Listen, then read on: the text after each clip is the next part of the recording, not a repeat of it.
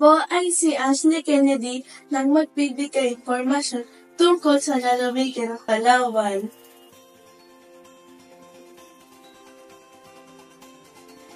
Ang Palawan ay isang pulong lalawigan ng Pilipinas na matatagpuan sa Mimaropa. Ang lungsod ng Puerto Princesa ay kabisera nito at ang pinakamalaking lalawigan sangayon sa laki ng lupain.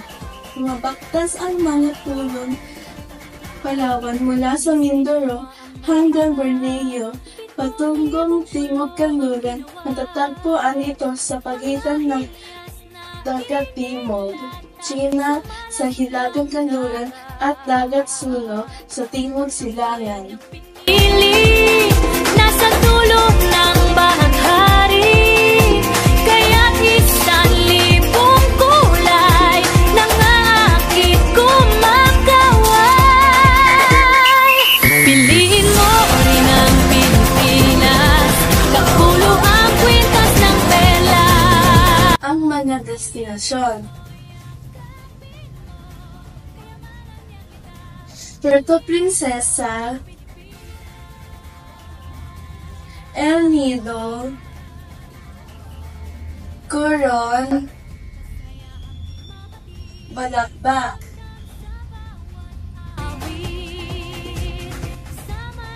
Ang Palawan ay tinaguri ang pinakamagandang isla sa mundo ng ilang pandaigdigang travel magazines at ito ay hindi nakapagtataka dahil sa taglay nitong kagandahan at kasaysayan.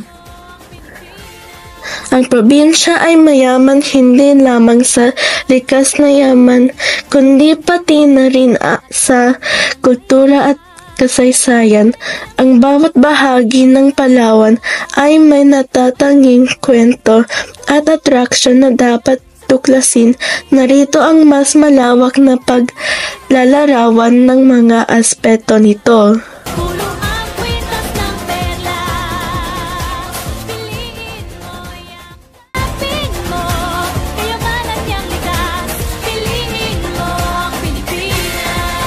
Puerto Princesa.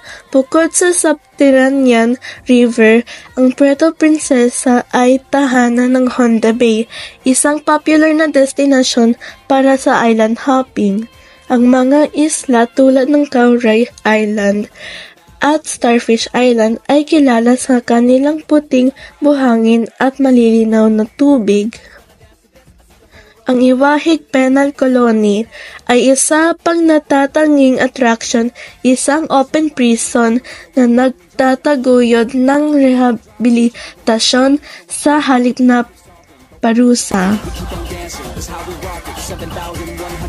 El Nido, kilala sa mga limestone quartz at malaparaisong tanawin. Ang El Nido ay sikat sa mga lagoon tulad ng Big Lagoon, Small Lagoon at Secret Lagoon. Ang Nacpan Beach ay isang magandang lugar para sa mga naghahanap ng tahimik at malawak na dalampasigan. Coron. Ang Coron ay sikat sa mga dive sites nito, kabilang ang mga Japanese shipwreck mula sa ikalawang digmaang pandaigdig, ang Kayangan Lake, na itinuturing ng pinakamalinis na lawa sa Pilipinas, ay isa ring tanyag na pasyalan.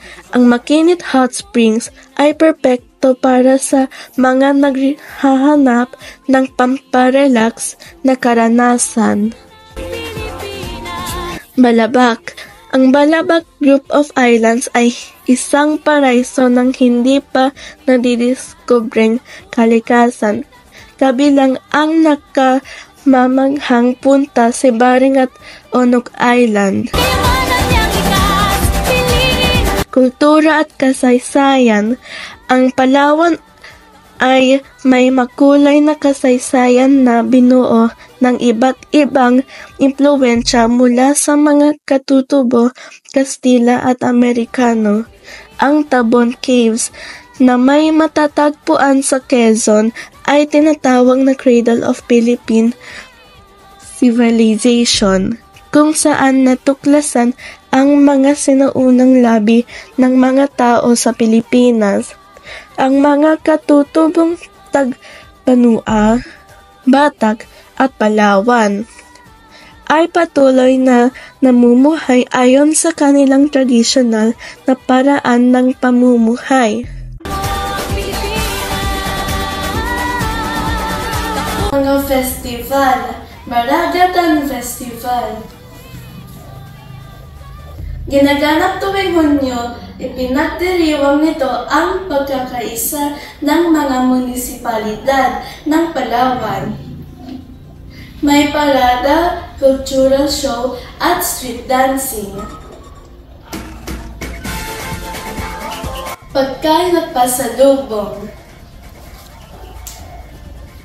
Kilala ang Palawan sa mga kakaibang pagkain tulad ng tamilok as in woodworm at lato as in sea grapes. Ang kanilang mga seafood ay sariwa at abot-kaya. Mga hiyas na Maraming salamat po. Sana ay marami kayo nakuhang aral sa aking mga tinalakay tungkol sa lalawigan ng Palawan.